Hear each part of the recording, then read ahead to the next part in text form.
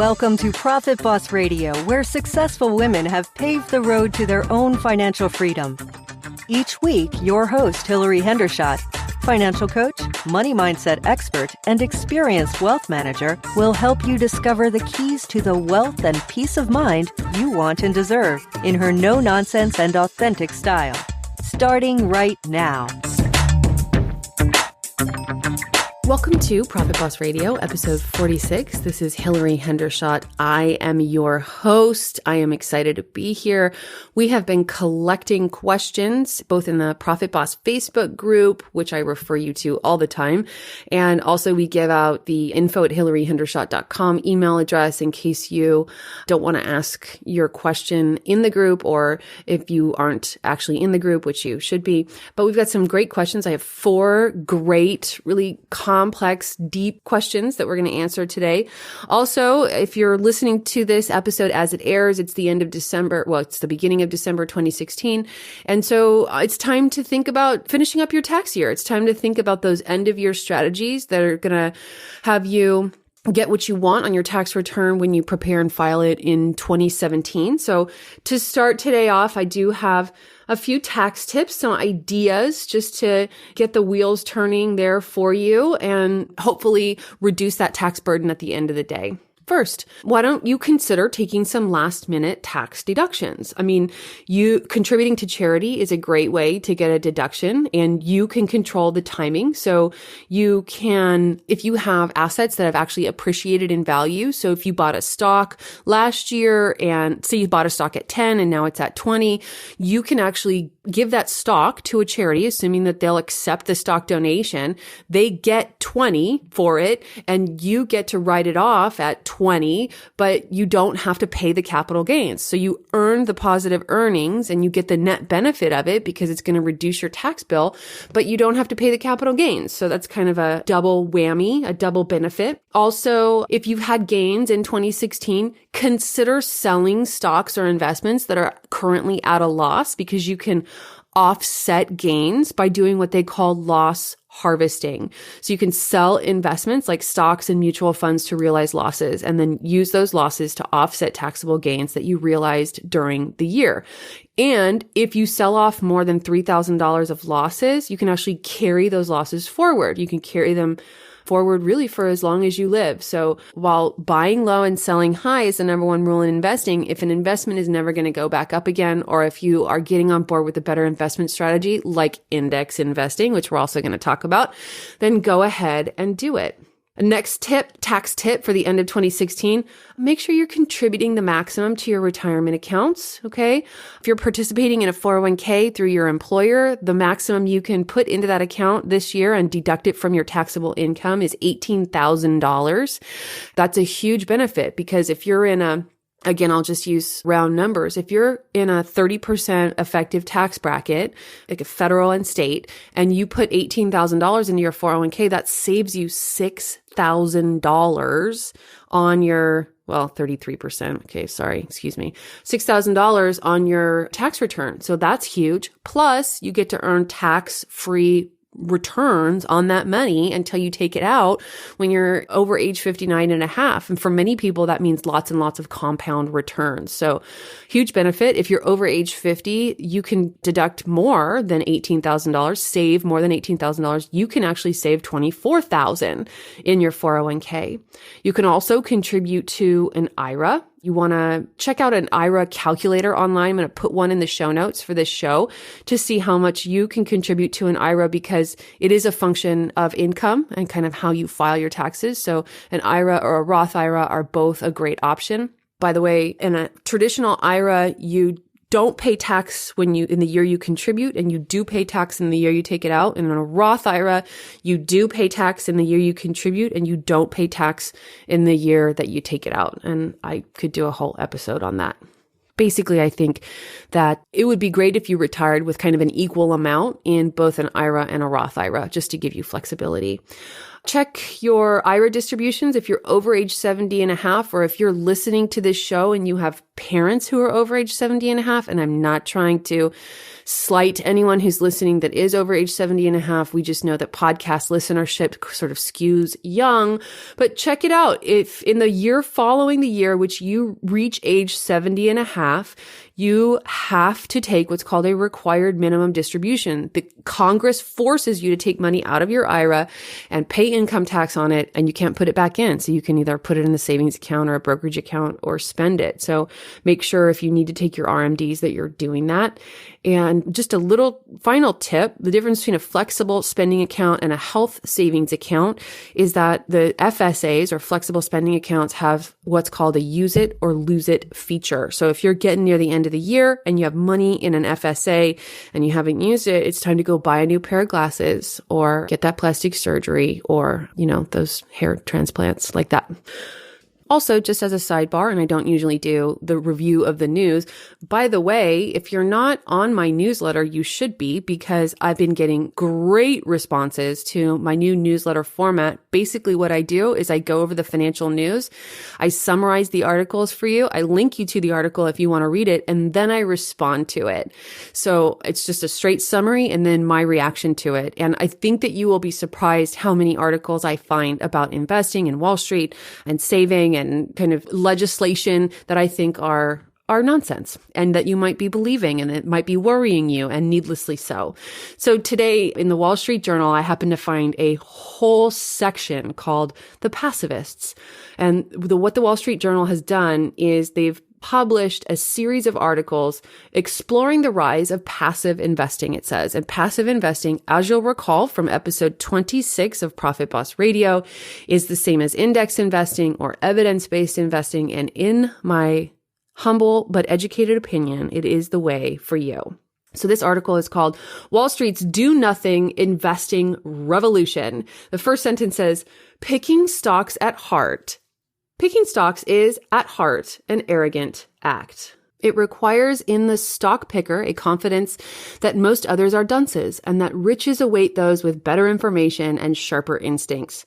Entire cities, notably New York and London, have been erected in service of this belief, and the image of the clever, dauntless stock maestro is embedded in the American ideal. And yet, there is a simple, destructive idea taking over Wall Street, that stock pickers can't pick stocks well, or at least well enough for the fees they charge, and even those who do can't sustain it year after year. In short, the idea of the active manager is rapidly losing its intellectual legitimacy to the primacy of the passive investor who buys indexes. That has certainly been true for the last 10 years, when between 71% and 93% of U.S. stock mutual funds either closed or failed to beat their closest index funds.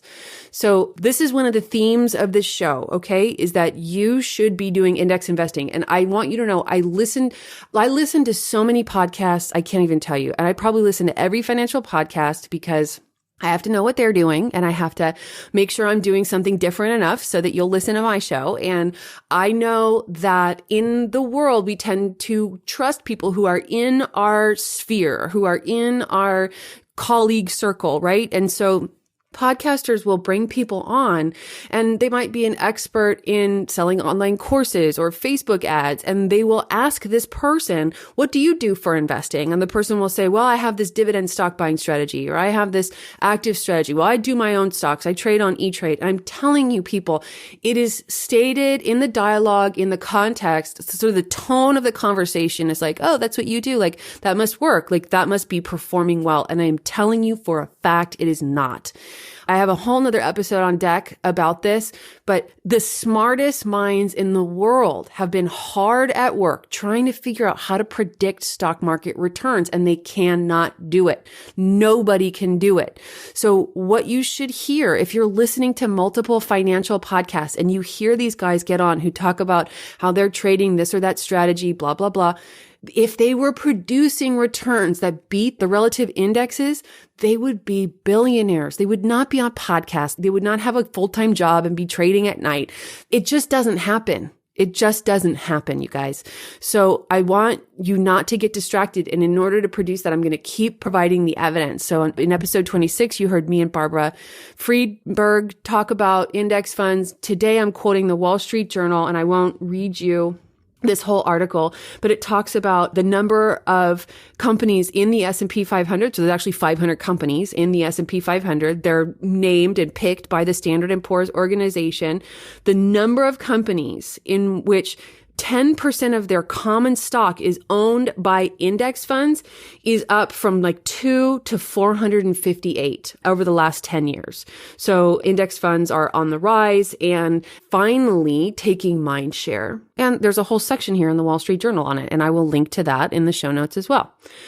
Now, this has been a very long introduction, and I hope you will bear with me, but I'm excited to get to our 4 questions where we talk about things like goals-based savings, and we talk about cash-on-cash return, how to generate the most cash from your investments. We talk about business philosophy and how to maximize a business in a resort community. And I know you're going to get gold out of this episode. I can't wait to hear from you in the Facebook group. Thanks for your questions. If you submitted a question that I didn't answer, hey, send it again. I might answer it next time. info@hilaryhendershot.com. Have a great, great day. Profit Boss, has Black Friday got you down? Does holiday gift giving turn into a disorganized, uncomfortable, overwhelming, stressful, chaotic mess for you? It definitely used to for me. And if you're in that boat, or even if you just like a little organizational tool, I have the perfect thing for you. I've been refining this system since I checked my tabs. 2011, I have a spreadsheet tool that I've been using to track my budget for holiday gifts, what I buy people, where I ordered it from. I mean, have you ever had that happen? Order a gift and then completely forget whether you ordered it from Etsy or Zazzle or Amazon, so you can track where you ordered it from, whether it's arrived, and whether you've wrapped it. And then next year, you can just copy and paste everything you did this year into that page and start with that as a baseline. It's amazing. My holiday gift giving is pleasurable and amazing like it should be, and I want that for you. So that's my special gift to you. Just head over to hilaryhendershot.com/46 to pick that up, as well as all of the other tools and gifts mentioned in this episode. Okay, question 1. Hilary, what are your views on peer-to-peer lending where I can be a microfinance investor through a third party? It's like where I decide the rate, the borrower can decline, and the third party takes a percentage. Okay, answer 1. So my first question, not answer, is this an investment or a give back? It's like, what's your intention with this activity? Because when I think of the word microfinance, I think of loans to people in third world countries that are less than $1,000, maybe even less than $100. And these have been widely popularized because basically the exchange rates of our currency to theirs and their cost of living makes that a huge amount of money to them. So you have these stories of making micro loans to women in Africa, for example, and they buy a sewing machine and it changes the entire course of their life because now you've basically 100x'd their productivity and they can make plenty of money to put food on the table, hire other women, and make valuable products. And this is basically the success story of capitalism and free markets. But to answer this question, I need to know how much money relative to your total invested assets you're going to dedicate to it. If it's more than, say, 3% of what you have saved for retirement, then it's an investment. If it's just a give back and you just want to do it and you've budgeted that in your charitable contributions, then do it. Go for it. I love it. Come post in the Profit Boss Facebook group about how it went. But if it's more than 3% of your invested assets or your retirement savings, then it's an investment and you've got to follow the rules of investing if you want to be successful. The first rule is diversification. You have to buy lots of different investments whose values change as a result of different divergent trends. Stocks and bonds are an example, or small cap domestic stocks and large cap international stocks. But you also have to buy lots of small cap domestic stocks because you also need diversification within the asset class. So bringing those kinds of investments together is going to give you lower overall volatility. An absolute minimum number of different things to bring together to achieve diversification is 30. The S&P 500 index fund has, guess how many large cap companies in it? It has 500 different companies. And just to give you a sense, my clients actually own more than 9,000 stocks. So if your question is whether you making one loan to one woman is a good investment, it's not. If you want to take 5% of your portfolio and make 100 different microloans, fine. That's a small enough allocation that if it performs terribly, you can certainly recover, and a large enough number of loans that you've got good diversification. It just seems obvious to me, though, that these loans run a really high risk of going into default. Like, they're probably not going to pay it back. So you just want to be prepared for that. You won't be successful investing if you're taking too much default risk. And that means that your investment could go to zero. Just like if you buy one company stock, that company could go out of business like Enron did, and your investment could go to zero. But by buying, in the case of my client portfolios, 9,000 or more stocks, that portfolio, it has no default risk. Okay, question number 2. Hilary, I would like to go into business for myself in a few years. Right now, I'm at the beginning stages of saving for this business investment. How do I save for future investments?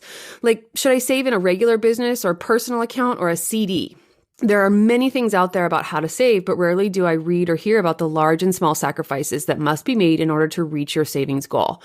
I mean, psychologically and behaviorally, you have to modify behavior, and that has been the real struggle. Thanks for the work you do. Well, you're very, very welcome. And this is answer number 2. And thank you for the question. Okay, so the answer to this is right now we have some ridiculously low interest rates. So you're just not going to be able to count on earning interest in any short-term savings. But since you're saving to start a business, you can't put that money in the stock market because it could go down in value and then you wouldn't have it there and you wouldn't be able to start your business. As to what type of account to use, this is a really misunderstood topic. So unless you have an actual business entity like an LLC or a C Corp, you can't actually open a business account. Business accounts are not titled to you. They're titled to your business entity. And I think this is a really common misperception out there. And absolutely do not go get an LLC or a C Corp until you're already making money. So since you haven't started your business, just open a personal savings account and save in there. You could try to buy a CD in that account, and you could just go to the bank and say, I would like a 6-month CD or a 3-month CD. That's probably only going to net you less than 1% right now, so it may not even really be worth it. And as for the sacrifices that have to be made to reach your savings goal, I mean, honestly, I'm not really going to lament that. That is the nature of life. I don't eat what I want today so I can have the body and health I want tomorrow. And I don't spend what I want or buy what I want today so I can have freedom and choice tomorrow. Every day you wait and save and think about your goal is a day you've built character and possibly trained your mind to have more and more profitable thoughts. Yes, you do have to modify your behavior psychologically, and that's the best skill you can build for yourself. And it doesn't change, by the way. I have more money now than I've ever had in my life, and I still lean hard on the skills that I built after my own financial turnaround. So, good on ya. Question 3. Hi, Hilary Hendershot. Turns out it's not that easy to purchase a home for $200,000 to $300,000. So now I'm interested in a possible plan B. I still have my $50,000 that I was intending to use as a down payment and closing costs that could now be put to use in an investment portfolio. Could you teach a little about how to start a goals-based investment portfolio? For instance, I'd like to know how much I would need to invest and in what types of accounts to begin accruing some residual income. In the event that I continue working for the next 10 years, am free from my student loans and manage not to take on any more debt, could I have arranged for myself a portfolio that would pay out $1,500 to $2,000 a month indefinitely? This would possibly be a supplemental income that would allow me to possibly move to a country with a much lower cost of living and write my first book. Do you recommend goals-based investing as an alternative to retirement investing? Thanks for all you do. P.S. I know many people say that the student loan debt is okay debt and that it's much better to keep my cash in savings and just making the minimum payments over the next 10 years. But what would you do? Would you hastily pay off the $150,000 as soon as possible to be free of the burden, even if you knew you would most likely work in the public service field for 10 years, even without the debt? Oh, wow. Okay, answer 3. This question is just ripe fruit of questions. It's like Christmas morning over here. Thank you for writing in. Here we go. I'm going to address these things one at a time. First, yeah, I live in Silicon Valley and you couldn't buy a studio apartment for $300,000, so I feel ya. But why were you thinking about buying a home when what you actually want to do is move to a different country with a lower cost of living so you can write a book? So I'm a little confused about what your overall strategy is here. Second, goals-based investing portfolios use exactly the same science as retirement portfolios. What you're trying to do is maximize what we call your cash-on-cash return. In other words, different types of investments can throw off different amounts of cash that you can use as income. But when you start using your investment for income, you're of course draining its growth. So that's a specific season of the investment timeline. So the idea is that you keep the asset intact, keep the principal intact, and spend the income. One of my clients calls it skimming off the top, except markets go up and markets go down, and you can't just spend income in years when markets are up, right? Because there are going to be years when you don't have growth in the investment, but you're going to be over there in this foreign country and you have to pay rent, you have to buy food and get around whether the stock market is up or down. So yeah, depending on what kind of investment you're in, most cash-on-cash return percentages are between 2 and 5% for passive investments. So you said you need $1,500 or $2,000 a month. That's $24,000 a year. So for you, if you pick an investment with a cash-on-cash return of 4%, you need a principal balance of $600,000 if you want to take $24,000 forever. I'm simplifying a little, and actually Dr. Wade Pfau and I talked about this in episode 42, which was called 3 Things Your Financial Advisor Won't Tell You. So go check that out for more detail. And if you just want $24,000 per year for 4 years to write a book, that's a whole different story. Then you just need like $100,000. You have to take taxes into account because if you have investments in the US and you're taking distributions to pay lifestyle expenses, that's going to generate 1099 capital gains income in the US, and you'll owe state and federal tax on that. If you want to convert it to local currency, which you should probably seriously consider just to negate exchange rate risk, then you have a premium there to pay because nobody really converts currency for free. Like when you fly to a different country and you go to the American Express currency exchange counter, they charge like 3 or 4%. So you also need to understand local taxes before you do that. A lot of people think real estate, when you talk about investments that produce income, and the fact of the matter is that residential real estate just does not usually produce more spendable income than stock market investments can. I know that sort of flies in the face of common wisdom. Real estate comes to you in a nice, neat little package because you have your asset and then you have the rent check that you get from the tenants. And most people think, hey, that's my income or cash on cash return from this investment. But they don't take taxes or operating expenses into account. Just to give you a sense, I know that the cash on cash return of the house I live in, because I pay the rent and I receive the property tax bill in the mail, and I know what the property manager charges. And, I live in Silicon Valley where everyone thinks real estate investors make a killing. But when you actually do the math, the folks who own the house I live in today earn only 3.1% annual cash on cash return. It's very low. And the opportunity cost of that is huge because they've got more than $1.5 million plunked down in this house that they can't touch, diversify, or spend. So I hope that helps. I can't give specific investment advice, but that is what I do for clients, is produce goals-based income, specifically, typically the retirement goal. It's very complex and technical, and I don't recommend that you go it alone. I don't feel that this answer is complete, though, without me asking you, why do you need to leave the country to write a book?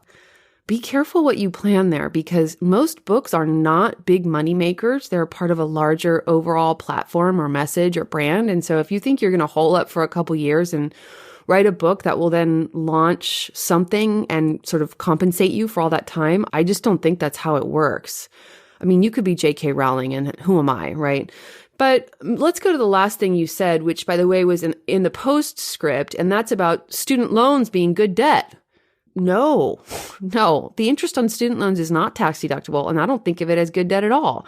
I think people say that just because culturally we have like a thrown way of being that more education is always better. And so people just justify taking out loans to buy it. But I disagree. I mean, to the contrary, many accredited degrees train people to get into a particular field.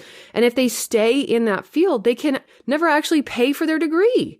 That's pretty bad delivery on the promise that the educational institution is making to its customers, right? Next, you say you have $150,000 in student loan debt, and should you wait to pay it off? Absolutely not. Don't wait, because you're probably paying between 6 and 9% on it, and those interest charges will really snowball over time. You can either pay somebody else compound interest or reverse the flows and earn compound interest. You definitely want to sprint to be doing the latter, earning compound interest. So I would pay that debt off as soon as you can. And finally, about you working in the public service field for 10 years, I just want to say that anything is possible, and I am a stand for you having everything you want in your life. And if you're stuck thinking that you can't have fulfillment and financial freedom, I'm here to tell you that that's limited thinking. It comes from the past, and it's not true in any real sense. If you're working in a job that won't pay off your student loans for 10 years, it might be time to consider a new career path. I hope that helps. All right, question 4. Hilary, I'm seeking real-life tangible advice for transitioning the gap between a small mom-and-pop business and something more profitable. I own a cleaning business in a small tourist town where I do all the work, including the cleaning and running the business. I want to grow to a place where I'm just managing the business, doing the admin, accounting, and managing the actual cleaners instead of scrubbing toilets. I live in a small town, and finding quality, reliable help is a challenge. There are potential clients who message or call or email me almost weekly who need last-minute help, but I'm already booked and I can't help them.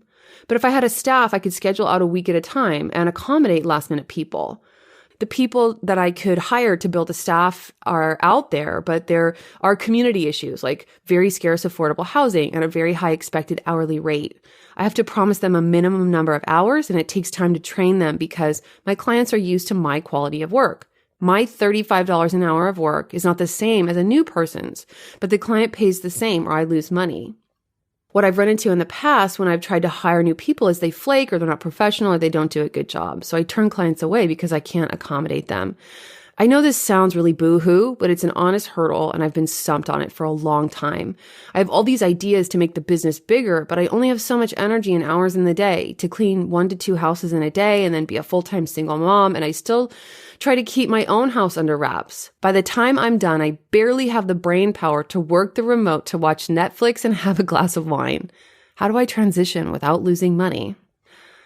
Answer 4. Oh my goodness, this is good. Okay, so to this particular person, I told you in the Facebook group that this question is super meaty because it is. First of all, I want to acknowledge you for being a single mom making it happen. I mean, congrats. And I also want to acknowledge the fire in your belly, your desire to improve your situation. I can totally get how frustrating all this has been for a long time, probably. The good news is that all the pieces are there telling me that this situation does have good potential. So you can change your life. You just need a new perspective. First, I want to address what you said about what you want to do. You said, I don't want to clean houses anymore. I just want to manage the business and do the admin and accounting and managing personnel. Yeah, no, that's not how it's going to go. So here are your possible hats you can wear in your business. You can do everything, which is what you're doing now. Marketing, sales, service, customer retention, hiring, training, firing, managing payroll, all of it. That is where you are now, and that is where all business owners start. Most business owners get stuck there, and you're feeling exactly what they feel, which is burnt out, overworked, and underpaid. So that's one possible role.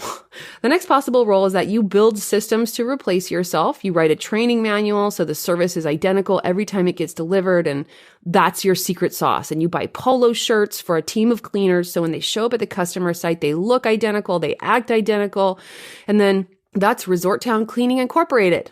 And once you've built the systems and replaced yourself, your role is sales. If you make enough money to replace yourself in the sales role, you can hire a salesperson and be the CEO, but you're nowhere near that. So first, I need you to understand that you are looking for a promotion in your business to vice president of sales. You can just forget thinking that you're just going to manage the business. That's operations. The good news is that you can stop scrubbing toilets, but that's when your title is VP of sales. The role you described is operations, and you can hire someone for that. You don't manage stuff. You, as the entrepreneur, create stuff. Entrepreneurs create things that weren't there before.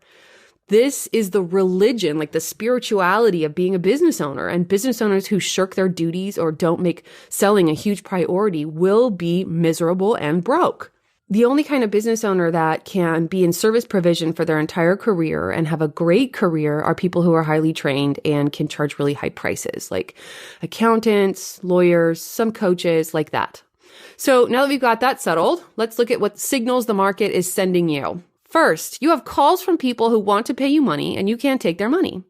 Second, you have unfruitful, frustrating experiences with people you are trying to give work to. Neither of those things is good in a business where you want to grow and expand. I know you have a lot of complaints about the people in this town and how they just want a job and they don't care about quality, but you're just going to set those aside. It's silly to complain about reality. And really, what's happening is you're just missing the signals. So you need a new view of this too. First, we know that people trust you and you have repeat business, so you might take 30 days and try to get back in touch with your repeat customers, make a call and ask them, why do you trust me? What can you count on me for?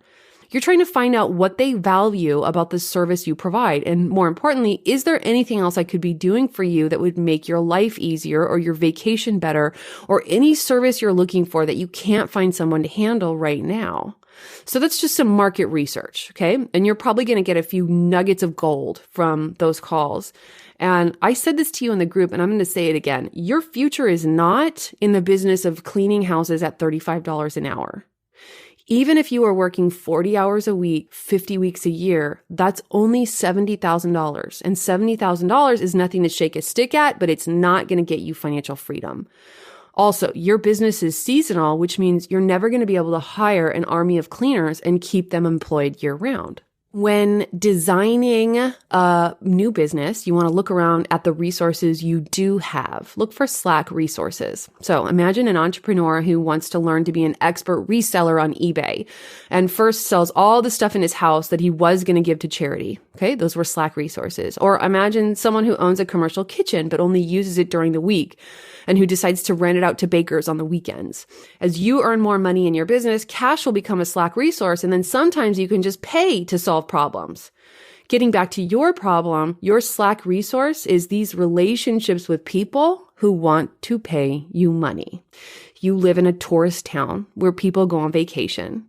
People on vacation want to spend money to have a good time. Right now, you're telling them no, and your job is to figure out how to tell them yes. As for your cleaning business, you might have to raise prices, but cleaning one house one-off is not a business you want to be in. For the one-offs, you have to double your prices. You need arrangements where you clean on a regular basis. You have to have a schedule where your jobs and your revenues are predictable. And if you really can't create that, you're in the wrong town to do this business. This business just won't work there. But most importantly, what else do these people need? They're already buyers. And the best way to increase revenues in any company is almost always to increase what they call wallet share. Find new ways to serve existing customers whose wallets are already open when you're around. What do they want? What do they need? Do they need a personal assistant? How about connecting them with tours or hotels or restaurant reservations with business owners who will pay you for bringing in business? By the way, advertising is a premier business model. Maybe the vacation rental owners need property management or pet sitting or a personal driver. How can you provide more services to vacationers who want to have a good time? Maybe it's landscaping services or maybe it's family photography. I just Googled resort town business ideas and there were several pages of Google results. People are on vacation literally want to separate from their money. Find valuable and exciting ways to enable them to do just that. But the point is that you want to view these relationships or whatever connections you've made or systems you've created that has people calling you, trying to give you money as the real and only asset your business owns. And until you start seeing those relationships and connections as your business, instead of seeing yourself as a house cleaner, you'll never transition to the next level. Go interview people in your town who serve tourists and do well. Find out what they're doing. If what you feel is your niche is cleaning houses and you want to build a thriving business like that with a fleet of cleaners, that business doesn't belong in a seasonal town. So you'd have to move to a city like mine where people are working their butts off year round to earn their own paycheck, and hiring a cleaning service is a no-brainer. Just recognize that there is a lot of competition and you have to be a real master at exploiting a niche. Okay, I hope that helps. And that's it for this episode of Ask Hilary. Profit Boss, thanks for making it to the end of another episode of PBR. I have been doing a lot of thinking about you. I'm thinking about how hard it can be to change old habits. I mean, sometimes I think how nice it would be if things worked like they did for Keanu Reeves in those Matrix movies. If we could just lie back in an industrial punk rock barber chair and have a little cable plugged into the backs of our necks and just instantly become the masters of our financial domains. That would be kind of perfect, right? Except for the part about having the cable plugged into the back of your neck and the whole industrial punk thing. And Keanu Reeves is so annoying when you get right down to it. But I think it's important to form new habits, especially ones as fun as being alerted when new episodes of Profit Boss Radio go live. You want to know a secret? This is one habit that's almost no work at all. All you have to do is head over to iTunes, find the Profit Boss Radio channel, and hit subscribe. That's it. Then each week, you'll automatically find the latest episode ready and waiting on your favorite device. And the best part is that subscribing to Profit Boss Radio is just the beginning of other wonderful habits, like taking control of your money and learning how to build wealth or starring in your own reality show. Well, maybe not that one, unless it's on YouTube and self-produced. But plenty of great stuff is sure to happen when you subscribe. So what are you waiting for? Thank you for listening to Profit Boss Radio, where creating success on our own terms happens every day. You're not alone in your journey to a rich life, and that's why Hilary is here to add value in each and every episode. See you next time on the podcast for women and money.